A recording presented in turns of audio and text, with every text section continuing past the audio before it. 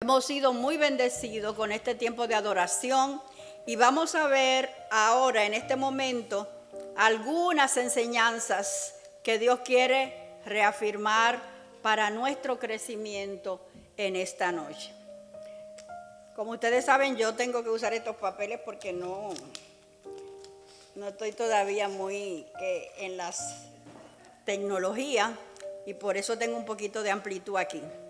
Pero voy a invitarles a abrir sus Biblias en el Evangelio de Juan.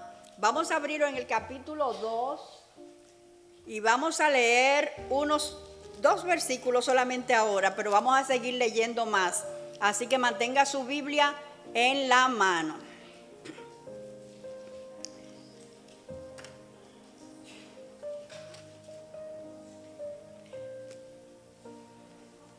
Evangelio de Juan, capítulo 2, versículos 23 al 25. Vamos a leer todo puesto de pie para honrar la palabra de Dios. Amén.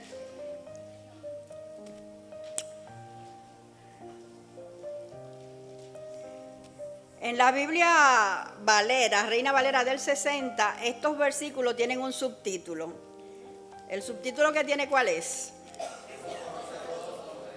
Muchos tienen la versión Valera, muy bien. Jesús conoce a todos los hombres. Leemos la palabra de Dios en el nombre del Padre, del Hijo y del Espíritu Santo.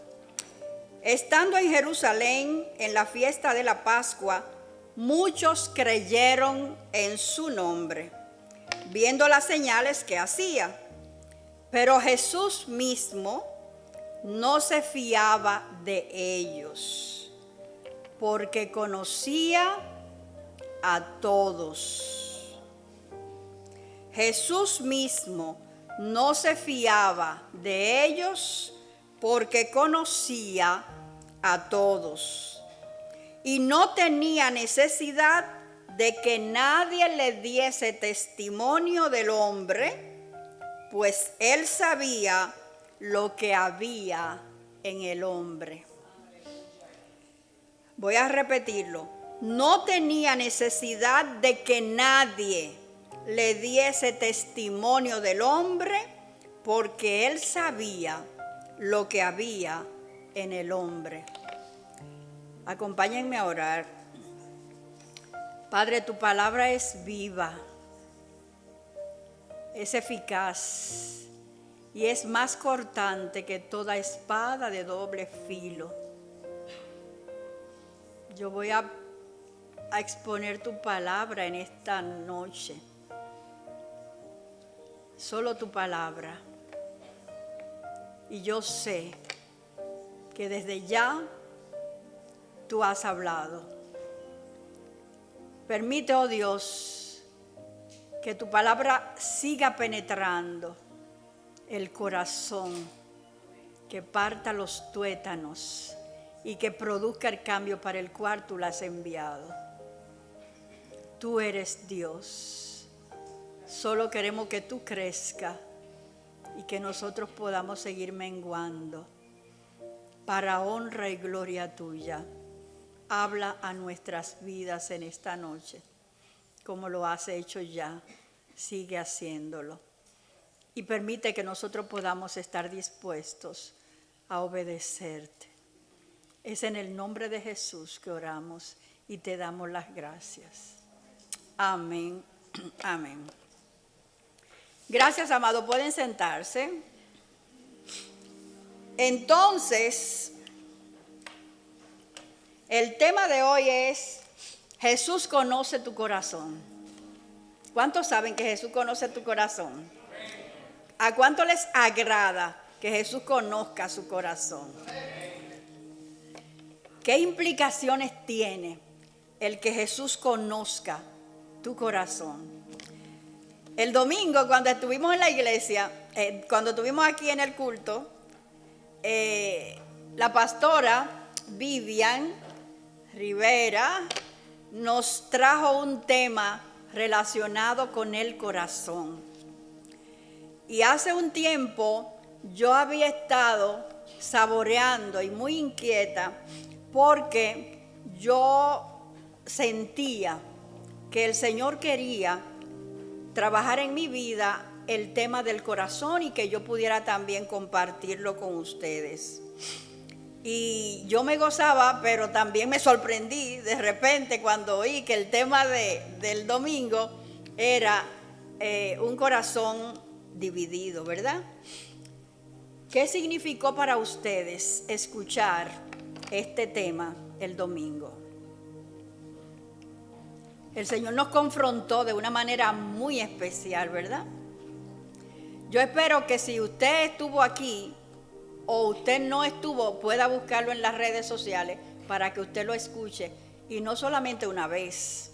Ese tema requiere que sea escuchado más de una vez. Porque en el corazón se producen tantas cosas. Y una de las cosas que se produce en el corazón es el estado de ánimo.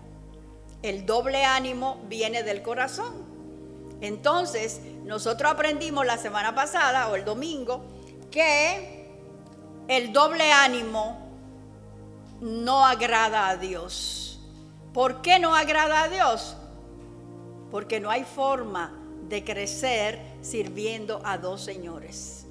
Tú no puedes servir a Dios y al mundo. Tú no puedes servir a dos señores porque amarás a uno y aborrecerás al otro. No puede.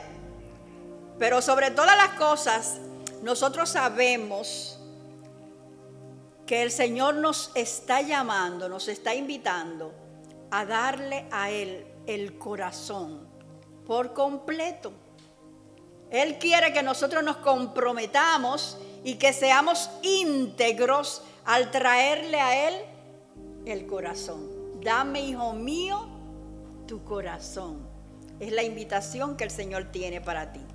Pero una cosa muy interesante es que en el Evangelio de Juan, nosotros observamos, Jesús está comenzando su ministerio y todos los evangelios tienen una manera diferente de narrarlo, ¿verdad? Ya hemos dicho que cada uno lo narraba pensando en un público en particular. Juan, el discípulo amado, aquí está hablándonos de lo que está sucediendo en el comienzo del ministerio de Jesús. Si ustedes recuerdan, hablamos hace un tiempo de que en el principio era el verbo era con Dios y el verbo era Dios. Este era el principio con Dios. Juan tiene como propósito presentar a Jesús como Dios. Creer que Él es Dios es uno de los principales propósitos de este libro y del Evangelio según San Juan. Nosotros sabemos que Jesús es Dios. Y por lo tanto, como Jesús es Dios, Jesús conoce todo de mí, todo de ti, conoce el corazón. Así como dice el Salmo 139, que el salmista tiene un poema hermoso sobre la presencia de Dios, que dice: ¿a dónde huiré de tu presencia? ¿Dónde podré esconderme? Porque tú me formaste en el vientre de mi madre. Dice, tú me hiciste en el vientre de mi madre. En el Salmo 139 dice, te alabaré porque formidables y maravillosas son tus obras. Todo lo que fue formado en mi cuerpo, todo fue diseñado por ti, porque mi embrión vieron tus ojos. Cuán preciosas me son, oh Dios, tus pensamientos, cuán grande la suma de ellos. Y entonces el salmista va diciendo, ¿a dónde huiré de tu presencia? Dice, si subiere a los cielos, ahí estás tú. Si en el Seol hiciere mi estrado, he aquí, allí también tú estás. Si tomare las alas del alba y habitare en un extremo del mar, aún allí me guiará tu mano y me asirá tu diestra. Si dijere, ciertamente las tinieblas me encubrirán, aún la noche resplandecerá alrededor de mí. Aún las tinieblas no encubren de ti. Y la noche resplandece como el día. Lo mismo te son las tinieblas que la luz. De ese Dios es que estamos hablando. ¿Podemos escondernos? Jamás. Pero ¿saben una cosa? En el Evangelio de Juan y en otros libros también que vamos a estar viendo, nosotros nos vamos a dar cuenta que muchas personas creen que se pueden esconder de Dios. Y muchas personas creen que pueden engañar a Dios. Hemos adorado a Dios, ¿verdad? Y en la adoración nosotros manifestamos lo que hay en el corazón, lo que sale del corazón, ¿verdad? Pero siempre es así. No siempre es así. ¿Por qué decimos que no siempre es así? Porque muchas veces nosotros actuamos de manera externa porque nos interesa que las demás personas tengan una imagen de nosotros. Y para nosotros ilustrar eso, que la Biblia lo enseña, vamos a detener un ratito a Juan y vamos a ir a Lucas.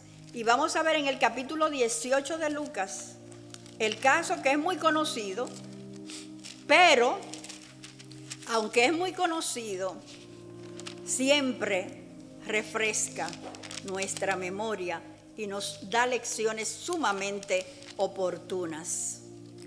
En el capítulo 18 Jesús había estado haciendo, como en los otros capítulos también, parábolas que estaban teniendo propósitos muy concretos y muy especiales. Y en este caso vamos a ver la parábola que Jesús hizo sobre el fariseo y el publicano. Dice en el capítulo 18 de Lucas, versículo 9, que a unos que confiaban en sí mismo, ¿oyeron bien?, como justo y menospreciaban a otros, él le dijo también esta parábola. Unos que confiaban en sí mismo como justos y menospreciaban a los demás. Oigan la parábola. El hombre, ¿verdad? 2 hombres subieron al templo para orar. Uno era fariseo y el otro era publicano. El fariseo puesto de pies. ¿Dónde estaban? En el templo. Puesto de pies, oraba consigo mismo de esta manera: Dios, te doy gracias porque no soy como los otros hombres, ladrones, injustos, adúlteros, ni aun como este publicano. Ayuno 2 veces por semana. Doy diezmo de todo lo que gano. Mas el publicano, estando lejos, no se acercó ni siquiera al frente. Estando lejos, no quería ni aún alzar los ojos al cielo, sino que se golpeaba el pecho diciendo: Dios, sé propicio a mí, pecador. Dios, sé propicio a mí, pecador. Es lo único que le salía. No podía ni siquiera levantar los ojos al cielo porque él sabía la condición en la que él estaba. Él reconocía humildemente que no tenía nada para ofrecer. Y dijo Jesús: os digo que éste descendió a su casa justificado antes que el otro. Porque cualquiera que se enaltece será humillado, y el que se humilla será enaltecido. Hermanos, esta parábola tiene lecciones muy importantes y a veces la pasamos muy rápido o la pasamos por alto. Pero hablaba hace unos minutos de que este es el cuerpo de Cristo, ¿verdad? Esta es la iglesia. Pero en la iglesia nosotros sabemos que viene de todo, porque la iglesia es, muchos le dicen un hospital, la iglesia es un lugar donde todas las personas sedientas, heridas, como sea que estén, pueden entrar. Ahora, ¿qué es lo que sucede? Que la condición con la que tú entras, se espera que no sea con la que tú permanezcas. Amén. No vas a permanecer como eras. Cuando oras, y ora de la manera que oraba el fariseo. ¿Quién era el fariseo? Un religioso. El fariseo se jactaba de que él cumplía todas las leyes. Y no solamente las cumplía las leyes, sino que hacía más de ahí. Porque los fariseos no solamente cumplían las leyes, sino que también cumplían las tradiciones y todo cuanto se le agregaba. Pero no solamente daba su diezmo una vez a la semana, lo doy 2 veces a la semana. Y él estaba, ¿qué? Jactándose de su propia justicia. Y muchos creyentes caen en esa trampa. ¿Por qué? Porque muchas veces se esfuerzan tanto que no solamente hacen lo que se le piden, sino que hacen aún más. Pero eso demás que hacen, tenemos que tener cuidado de para quién lo hacemos. Si lo hacemos como el fariseo, para hipócritamente mostrar nuestra justicia y lo bueno que somos y lo bien que hacemos nuestro trabajo, o si lo hacemos para el Señor. De manera que en este momento hay un pecado que nosotros tenemos que examinar en nuestro corazón si existe y tenemos que arrepentirnos de él. Este es lo que yo entiendo que Dios quiere que nosotros hagamos esta noche.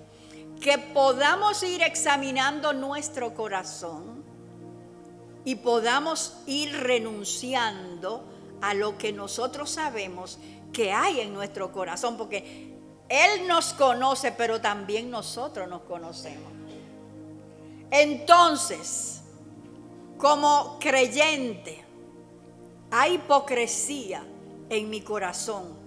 Yo estoy haciendo eso para que me vean. Yo estoy haciendo eso para poder cantársela a fulano, para poder decírsela a mengano, para que todos sepan quién soy yo.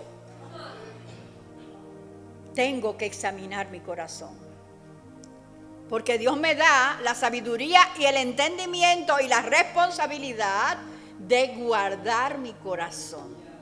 Salomón decía, sobre toda cosa guardada, guarda tu corazón, porque de él mana la vida. Y eso es cierto en cuanto al corazón físico, el corazón humano, pero de igual manera tiene la aplicación en el corazón espiritual. Porque nosotros sabemos que en nosotros hay un hombre físico y hay un hombre espiritual. Y ese corazón espiritual que Dios ha puesto en ti y en mí, es nuestra responsabilidad guardarlo, cuidarlo, examinarlo. Es nuestro deber. ¿Saben por qué? Porque Dios nos da la capacidad de admitir nuestro pecado para arrepentirnos del pecado.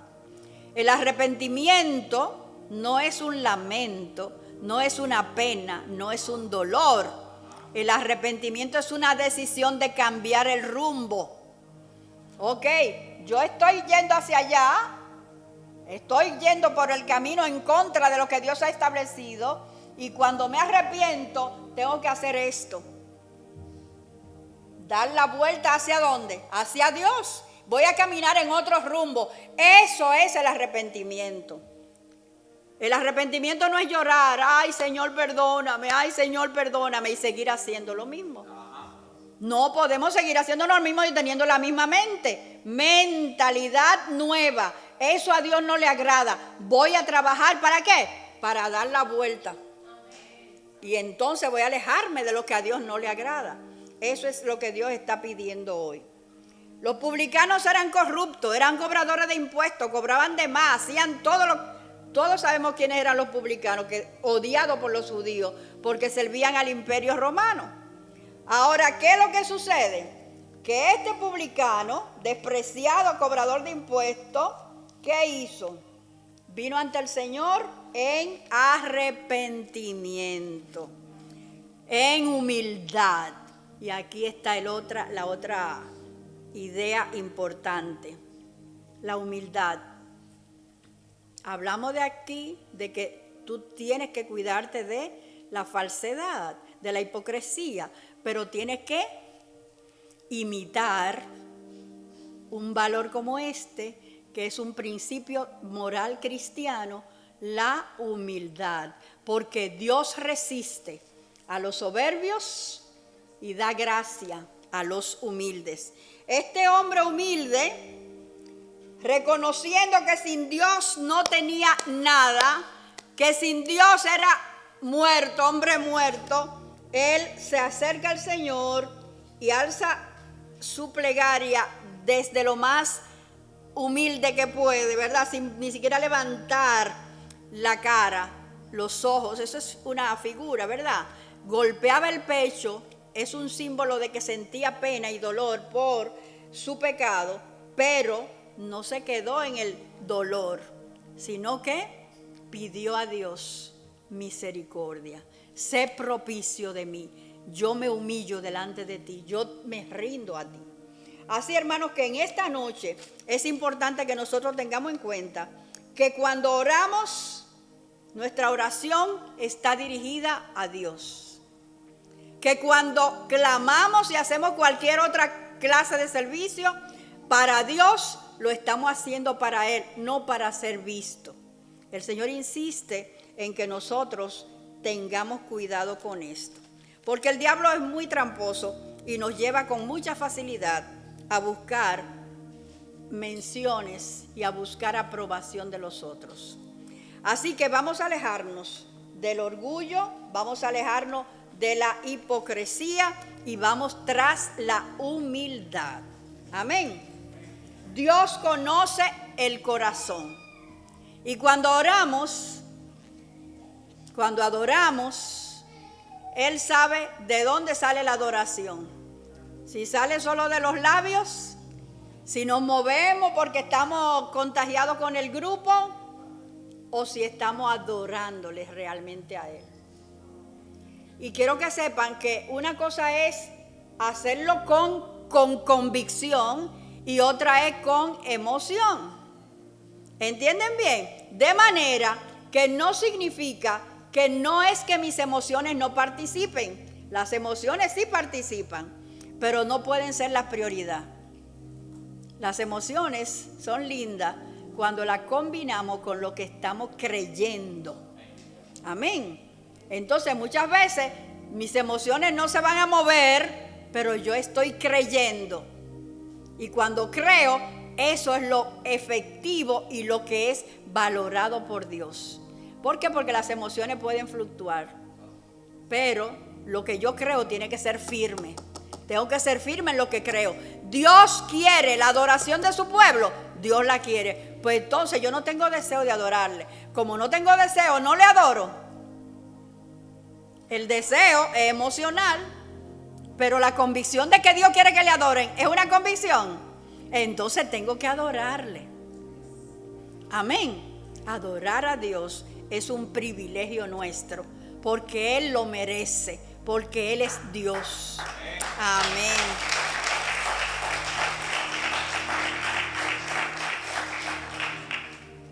Gracias a Dios por esta bendición de adorarle.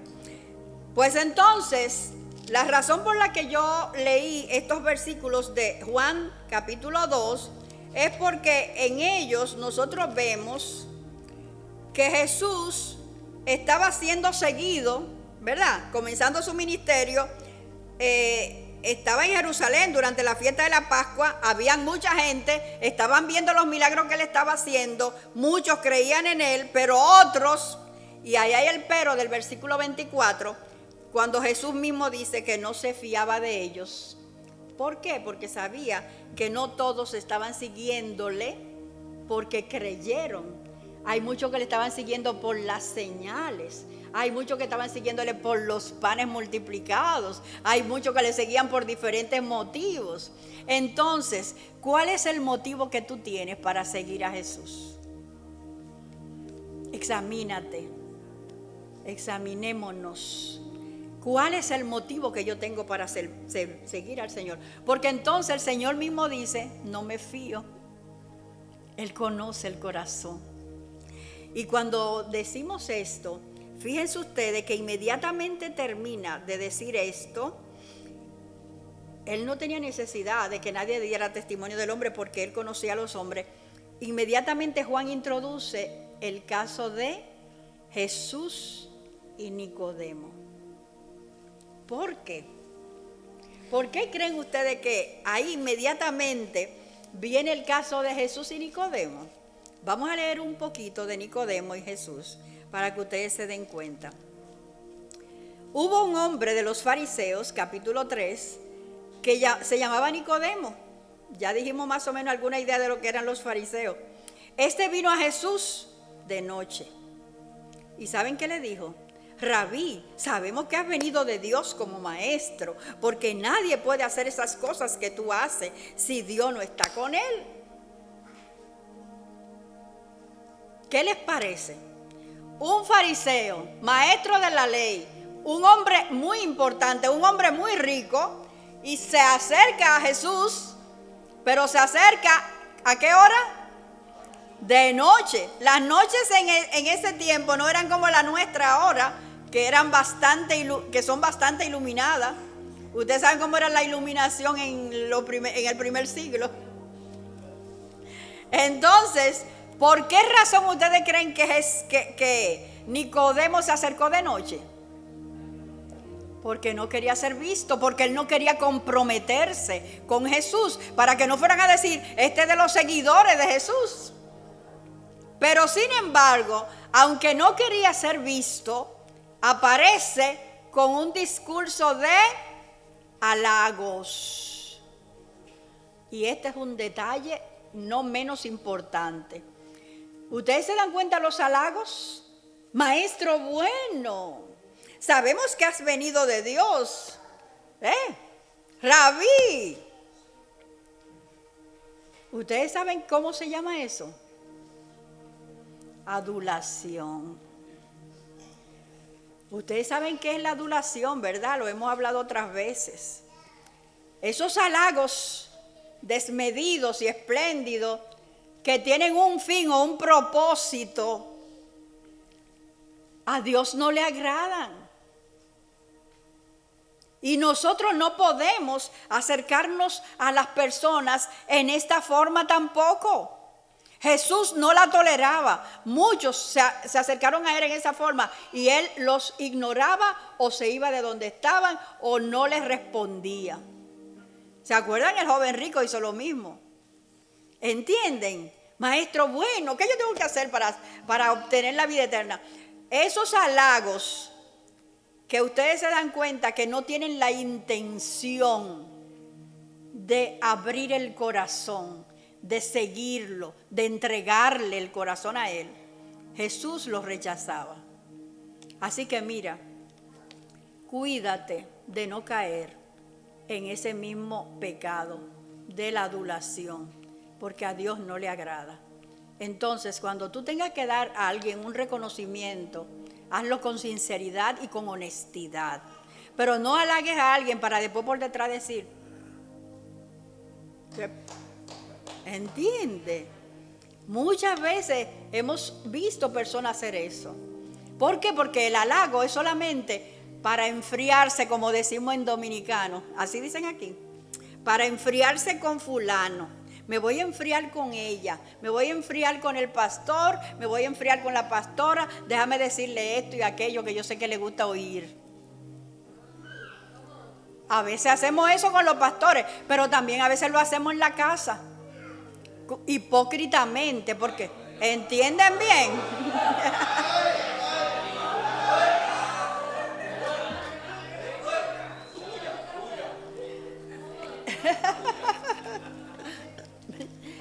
Entonces, es importante que entendamos cómo Jesús reaccionó frente a esto. ¿Saben lo que Jesús hizo? Que Jesús fue al grano. Mira, Nicodemo, quiero que sepas que para ser salvo, te lo digo de cierto y de cierto te lo digo, para ser salvo, tú tienes que nacer de nuevo. Tú tienes que nacer de nuevo. Porque si no naciere de nuevo, no puede, véanlo en el versículo 3, no puede ver el reino de Dios.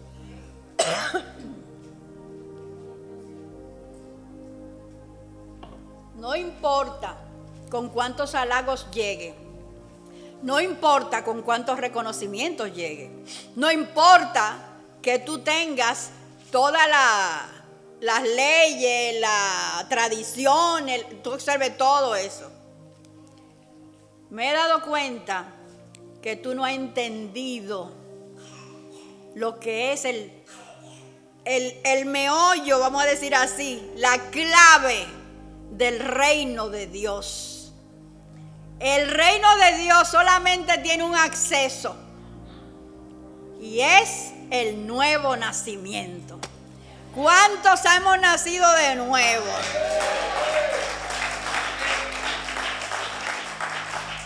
Asegúrate de haber nacido de nuevo, porque el que no nace de nuevo no puede ver el reino de Dios. Nicodemo se hizo el tonto, ¿verdad? O era ignorante o se hizo el tonto. ¿Qué le dice Nicodemo? ¿Pero y qué? ¿Cómo puede hacerse eso? Ya yo, un hombre viejo, voy a entrar al vientre de mi madre. Y ustedes saben que Jesús le dijo, ¿eres tu maestro de Israel y no sabe esto? Las profecías decían eso, hablaban del nuevo nacimiento que era necesario, ¿verdad? Pero Jesús le dijo, tú sabes que no te estoy hablando de un nacimiento físico. Jesús sigue el diálogo, yo no lo voy a leer completo por falta de tiempo, pero ustedes lo pueden leer en casa. Ese diálogo, cuando tú lo lees, también recibe bendición. Porque Jesús le dijo, no te maravilles de que yo te diga que es necesario nacer de nuevo, porque el viento sopla de donde quiera y oye su sonido, pero tú ni sabes de dónde viene ni a dónde va. Y lo que es nacido de la carne, carne es. Pero lo que es nacido del Espíritu, Espíritu es. Así que de cierto te digo que de lo que sabemos hablamos y lo que hemos visto testificamos. Así que no te maravilles. No recibiste nuestro testimonio, pero si te he dicho cosas terrenales y no la crees, ¿cómo vas a creer si te digo las celestiales? Es una confrontación total y clara, hermanos. Jesús, que conoce el corazón de este hombre, le da a la yugular. Es para que tú entiendas. Totalmente claro. Entonces, no te hagas. Pero aquí Jesús le está diciendo quién es Él y qué Él tiene que hacer para ser salvo. Pero también le está diciendo, yo te conozco y sé que tú no estás creyendo lo que te estoy diciendo. Si tú no estás creyendo lo que te estoy diciendo terrenal, ¿cómo tú vas a creer lo celestial? La incredulidad, hermano. Tenemos que examinar nuestro corazón. Dios quiere trabajar tu corazón. ¿Cuál es el estorbo que hay en tu corazón? La incredulidad. En estos días, una joven me preguntó durante un tiempo de compartir después del culto. Ella estaba recibiendo mensajes de un mormón que estaba tratando de persuadirla, y ella dice que él astutamente comenzó a hablarle de que Jesús era un maestro, Jesús era un iluminado, Jesús muchísimas cosas, pero que Él no era Dios, porque hay un solo Dios. ¿Entienden?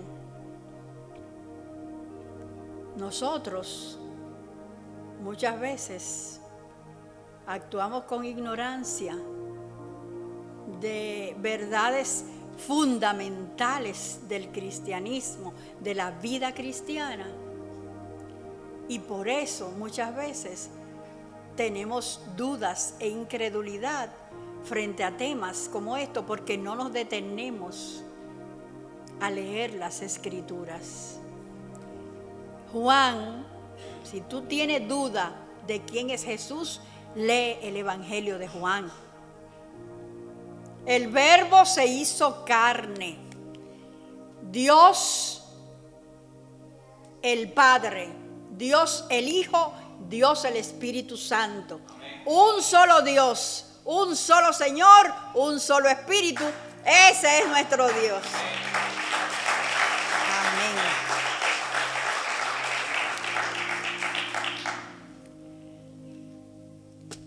Después, Jesús le dijo a Nicodemo cuál era el plan que iba a culminar de su ministerio en la tierra. En los versículos del 13 en adelante le dice, en el 14, y como Moisés levantó la serpiente en el desierto, así es necesario que el Hijo del Hombre sea levantado, para que todo aquel que en él crea no se pierda, mas tenga vida eterna. La vida eterna solamente es posible porque como la serpiente en el desierto, Jesús dio su vida en la cruz por ti y por mí. Amén. ¿Por qué Jesús hizo eso? El versículo 16 da la explicación más hermosa y que todos conocemos, ¿verdad? ¿Qué dijo Jesús? Porque de tal manera amó Dios al mundo que ha dado a su Hijo unigénito para que todo aquel que en Él crea no se pierda, mas tenga vida eterna. De tal manera, aleluya, gloria a Jesús. De tal manera amó Dios al mundo. Hermanos, nos conocemos nuestro corazón, conocemos lo que Jesús hizo, conocemos cuáles son las cosas que nos estorban el crecer. Es necesario que Él crezca y que yo mengüe. Es necesario que Él crezca y que yo mengüe. Ahora bien, el Señor espera que nosotros tengamos un corazón limpio. La palabra de Dios dice que David tenía un corazón conforme al corazón de Dios. ¿Cómo era el corazón de David? ¿Era un corazón perfecto? No lo era. Todos sabemos toda la historia de David, ¿verdad? David tuvo caídas, David tuvo pecado, David tuvo muchas malas decisiones. Pero la característica de un corazón que agrada a Dios comienza con la humildad. La característica de un corazón que agrada a Dios comienza o continúa con el arrepentimiento. Una de las características de un corazón que agrada a Dios es que busca hacer la voluntad de Dios, obedecer la palabra y la voluntad de Dios. Nosotros estamos llamados a arrepentirnos para tener un corazón limpio. Estamos llamados a ser humildes, estamos llamados a ser íntegros, estamos llamados a ser obedientes. Sin obediencia no podemos agradar a Dios. Jesús vino y dijo que fue obediente hasta la muerte, muerte de cruz. Todo cuanto Él vino a hacer fue la voluntad del Padre. El Padre nos ha dado a través del Hijo la responsabilidad a nosotros ¿de qué? De obedecer al Hijo. ¿Cuál es el deseo del Hijo? Que tú y yo hagamos su voluntad. Y la voluntad de Él es que hagamos la voluntad del Padre. No podemos crecer si nosotros no estamos dispuestos a rendir el corazón.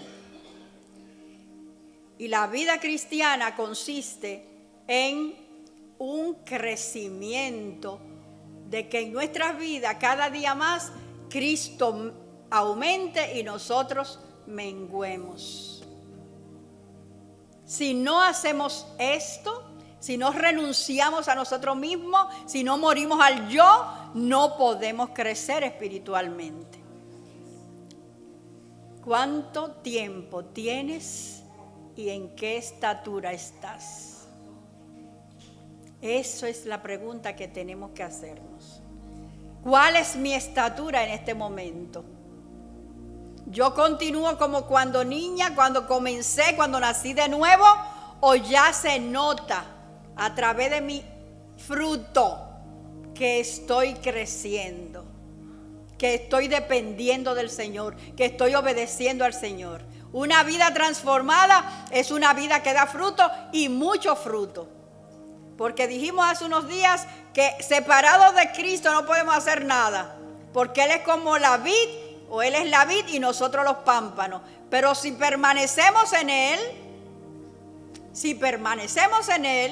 y Él en nosotros, entonces vamos a crecer y a dar frutos. No es suficiente un rato como este para tener todo lo que tiene que ver con el corazón. Pero yo creo que algunas semillas de las que hemos plantado en este día deben germinar en tu corazón, como en el mío. Amén. Amén.